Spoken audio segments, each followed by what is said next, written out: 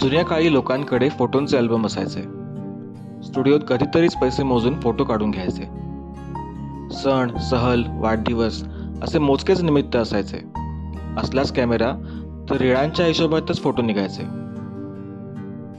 Photographer लावून करून घेतलेला लग्नाचा एखादाच अल्बम मोठा.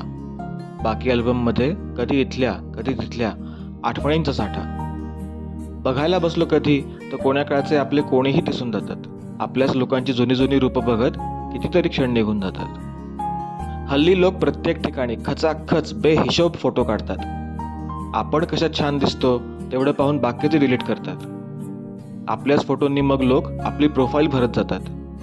तीच व्यक्ती, तेच स्माईल, इतर लोक फक्त बॅकग्राऊंड बनत जातात. आत्मकेंद्रित प्रोफाईलपेक्षा अल्बम किती बरा वाटतो.